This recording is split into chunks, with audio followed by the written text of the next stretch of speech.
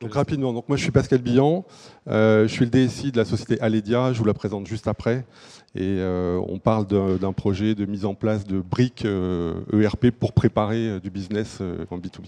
Et Pierre Fournier, donc je suis directeur de la practice ERP Dynamics Microsoft. Et on va faire un petit focus sur comment on peut vous accompagner à travers la relation client, B2B, B2C de la solution, puis accompagner surtout la croissance d'une entreprise. Alors Aledia en quelques mots, donc Aledia est une start-up qui est issue du CEA, on est du côté de Grenoble, et c'est une start-up qui a mis au point un procédé assez unique pour fabriquer des micro-LED destinés au marché de l'affichage, les écrans, tous les écrans. Donc c'est une technologie très pointue, assez unique, et l'idée c'est qu'on réussisse à fabriquer ça en France et à réinternaliser un certain nombre d'actions autour du semi-conducteur en France. Donc ça, c'est un peu la mission d'Aledia. Je ne sais plus ce que j'ai derrière en info. Alors je termine là-dessus. Juste, on parle de B2B. Aujourd'hui, Aledia est une start-up dans le sens où on n'a pas de clients, on n'a pas de produits vraiment, et donc on n'a pas de chiffre d'affaires. Donc, quand on parle de B2B, ça peut paraître un peu bizarre. Ceci étant, on est sur un marché qui est un marché de très fort volume. Donc on sait que le jour où ça va partir très très fort. Et si on n'a pas prévu les briques nécessaires, minimales, importantes dans notre système d'information, on n'y arrivera même pas à croître. Donc c'est un peu l'objet de la discussion d'aujourd'hui. On va revenir dessus. Alors, Inetom, moi je vais très rapidement présenter Inetom, 28 000 personnes, on est une grosse ESN. On travaille sur plusieurs solutions, donc Microsoft, SAP, Salesforce, ServiceNow. Donc mon focus, moi, il sera plus sur Microsoft. Je suis complètement ouvert pour discuter avec vous au cours du repas. On a d'autres personnes également dans la salle. On fait de l'accompagnement, on fait de l'industrie 4.0. En tout cas, voilà, on essaie de répondre de part à part tous les pans un peu d'une transformation de société, de la data, de l'analytics, etc. Et on est heureux d'accompagner Aledia dans son parcours. Donc voilà, donc je parlais un petit peu de la croissance. La société existe depuis 12 ans. Là, on est en phase de industrialisation, c'est-à-dire qu'on a des clients qui ont commencé à nous envoyer des spécifications un peu précises et on essaye de voir comment on peut adapter nos outils, nos protos, les résultats de notre R&D pour répondre à leurs besoins dans le délai demandé qui est très court. Donc aujourd'hui, on a 2 gros sites autour de Grenoble. On a levé quand même pas mal de fonds. On est à plus de 600 millions levés en une dizaine d'années. On vient d'ouvrir un site là, qu'on a financé à hauteur de à peu près 200 millions, un site de production en fort volume, à côté de Grenoble. On est à peu près 200 et quelques. Voilà. Pour vous donner une idée de ce qu'on essaye d'atteindre, c'est que là, on est en 2025. On a donc 0 de chiffre d'affaires. On pense qu'à l'horizon 2030, on devrait être autour du milliard. Donc ça va en passer de 0 à 1 milliard en quelques années, ça va secouer un peu au démarrage. Voilà. Peut-être présenter un peu la feuille de route, parce que pour justement tout à fait. Alors, on va regarder un petit peu comment on fait pour être prêt. Alors au-delà des aspects purement infrastructure, on va avoir des données, des réseaux, des machins, ça c'est à peu près en place. Quelles sont les briques importantes du système d'information? On sait qu'on ne peut pas se passer d'un ERP. Alors, quand je suis arrivé il y a quelques années, il y avait 2-3 petits outils à droite à gauche, mais rien de bien intégré. Et on sait que si on ne bénéficie pas de cette intégration forte, encore une fois, on aura du mal à suivre les volumes, les problématiques, les différents chemins de supply chain, etc. Donc, on a décidé de démarrer l'ERP dès 2024, on va dire, 23-24. Et la question a été, OK, on démarre un ERP, mais encore une fois, on n'a pas de clients, on n'a pas de produit, donc qu'est-ce qu'on met dedans ? Donc on a démarré une feuille de route, pour ça on s'est fait accompagner d'Inetom, on a pas mal réfléchi. L'idée étant d'avoir les briques sur lesquelles on pouvait commencer, d'essayer de modéliser ça de manière à ce que le jour où on a besoin d'avoir le module vente, on n'ait pas tout à casser. Donc on a essayé d'avancer concrètement dans une mise en œuvre. Donc on a retenu la partie compta, finance et procurement, parce qu'en gros c'est ce qu'on sait faire. Et tout le reste, on a passé du temps à essayer de voir comment on pouvait anticiper l'arrivée de ces modules, même si on n'a pas toutes les informations. Et donc, vous voyez un petit peu ce séquencement. On a des choses que j'ai mises en rouge qui sont des choses un peu obligatoires. On sait qu'on a la facturation électronique qui va arriver, on n'y coupe pas. C'est pas qu'on a envie ou pas envie, mais il faudra le faire. Et puis, le gros bloc qui va nous poser, sur lequel on se pose des questions, c'est la notion de manufacturing. parce qu'aujourd'hui, on a des usines, on fait tourner des produits dedans, mais chaque produit est unique, c'est une recette différente. On n'a aucune stabilité dans la façon dont on produit. Ceci étant, le jour où ça a démarré, il faut qu'on ait modélisé tout ça, sinon on ne saura pas où on en est.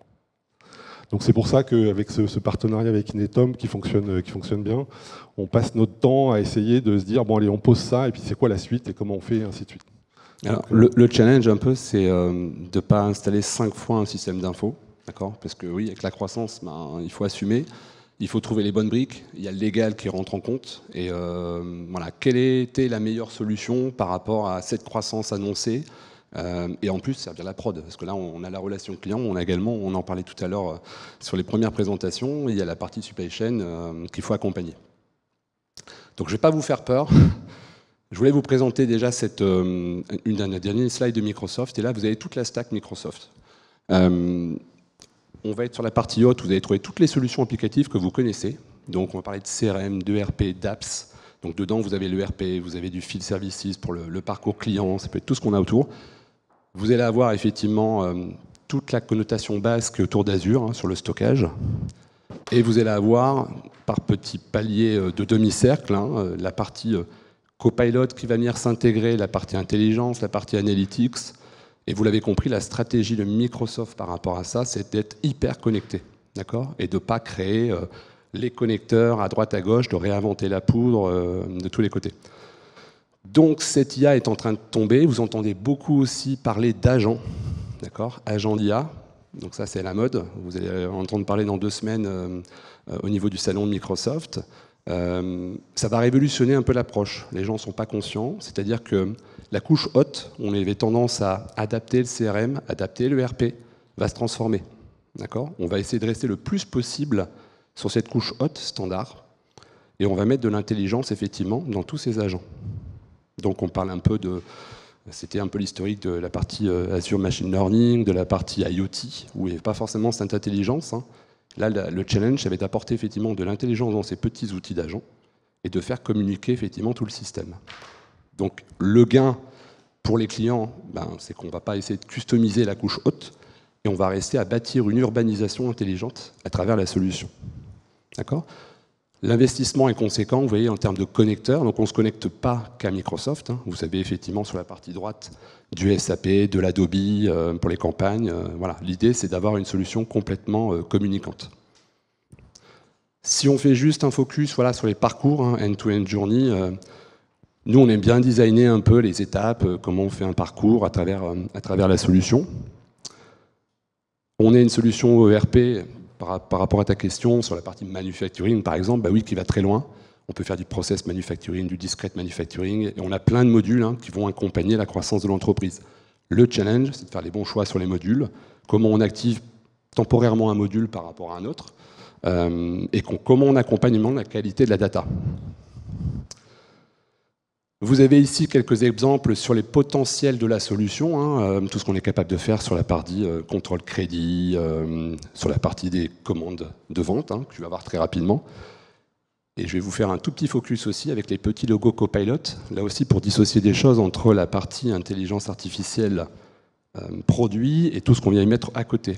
Donc sur ces solutions Dynamics, Microsoft intègre en standard déjà des outils d'analyse qui vont aider la société. Sur un Dynamics, ça veut dire que tu n'auras pas de questions à te poser sur la sécurité, puisque c'est vraiment lié à l'applicatif. Donc est-ce que les données vont sortir? Non. C'est un accélérateur, c'est pour t'aider à dire, tiens, j'ai des besoins, j'ai mes ventes qui sont en train de tomber, j'ai déjà des prévisions qui vont se faire, comment j'analyse tout ça? Là, on a des vrais accélérateurs qui vont se positionner dans la solution. Voilà. J'ai une petite anecdote récente. J'ai passé une commande d'achat dans notre ERP, donc Dynamics pour Orange. Et depuis quelques temps maintenant, en fait, dans le ERP sont intégrés ces fameux agents Copilot. Et alors que j'étais en train de choisir un des fournisseurs Orange, le Copilot m'a dit attention, il y a plusieurs fournisseurs Orange. Donc, une discussion sur l'expérience client Orange. Et du coup, le système, sans que je fasse rien, m'a dit attention, est-ce que tu es sûr que c'est le bon fournisseur? Et il y a une commande qui a été passée il n'y a pas si longtemps que ça, est-ce que c'est normal? Et j'ai rien fait de particulier. Donc ça s'intègre petit à petit, ça arrive, on les voit apparaître au fur et à mesure qu'on utilise l'outil dans différents menus. Donc ça imprègne toute la solution et ça sort maintenant. Alors, Des petites remarques qui vont vous paraître évidentes. Là, il y a une forte accélération de Microsoft pour justement vous donner ces accélérateurs et sans y dépenser trop d'énergie, à se prendre la question sur la sécurité tout non, c'est dans la solution. La deuxième, on en a parlé tout à l'heure à table. Comment je vais vous dire? L'IA ne va pas tout révolutionner si vous n'êtes pas maître de vos données. Donc je reviens sur la qualité de la data. Trop souvent, on nous dit oui, il y a un super outil Copilot, on met le truc, on appuie sur le bouton, ça va le faire. Je peux vous assurer que ça fait 25 ans que je travaille dans le monde des ERP, d'accord, et que ça fait pratiquement 25 ans où quand j'ouvre des fiches clients, avec la qualité de la donnée, d'une adresse, etc., eh ben c'est faux. Donc c'est-à-dire que vous allez mettre une solution qui bêtement va analyser effectivement les prises de commandes, un historique, etc., mais vous sortira des qualités de piètres données. J'insiste bien sur ce point, parce qu'il faut effectivement côté client vous faire accompagner sur la qualité de votre data. J'ai fait un focus sur le RP parce que je le vis tous les jours, on le vit tous les jours. On peut remonter sur la partie CRM, c'est exactement pareil, et toutes les applications que vous avez autour. D'accord ? Donc faites-vous accompagner.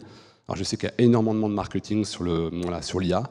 Maintenant, on est également là pour vous aider, d'accord ? Pour réfléchir sur une urbanisation complète, ce que je vous ai présenté, je peux revenir un petit peu en arrière sur ce slide. Voilà. Sur cette vision-là, qui va vraiment transformer un peu les réflexions de transformation DSI globale d'une entreprise. On ne va plus faire un focus que sur la partie CRM, Customer Engagement ou ERP. On va vraiment élever un peu le discours et regarder comment on peut intelligemment faciliter la discussion entre les solutions et utiliser toute la puissance de la plateforme. Voilà. Je pense qu'on est plus que bon sur le timing. D'accord ? On a rattrapé un peu de retard. Je vais juste vous donner quelques points. Je l'ai dit, comment on intègre un peu un ERP, comment on accompagne un client de façon à assurer la maturité de sa croissance versus le produit. Bien évaluer le besoin. On est là également en amont de phase pour bien regarder qu'est-ce que vous voulez faire avec la solution, quelle est la solution la plus adéquate. Moi, j'ai vu des sociétés qui étaient parties sur un ERP, c'était pas un ERP qu'il fallait, c'était un CRM, et inversement. Et de temps en temps, je vois des sociétés qui ont fait un CRM, qui ont développé un ERP dans le CRM, donc je ne raconte pas la catastrophe. Les technologies que vous utilisez, on parle effectivement d'IA, d'agents, etc. Là, on peut vous aider. La formation, j'ai eu des questions tout à l'heure, comment on accompagne la qualité de l'IA, c'est quoi l'IA, etc. Là aussi, on peut vous accompagner sur ces réflexions. La sécurité, on n'en parle pas assez. Quand vous allez utiliser ce genre de solution, attention au niveau de la fuite des informations, très important, surtout quand on est dans des domaines un peu stratégiques, des petites licornes. Et puis, essayer de collaborer, c'est peut-être une évidence et une porte ouverte, mais avec des experts, des personnes qui connaissent bien les secteurs et les produits. Voilà les précos.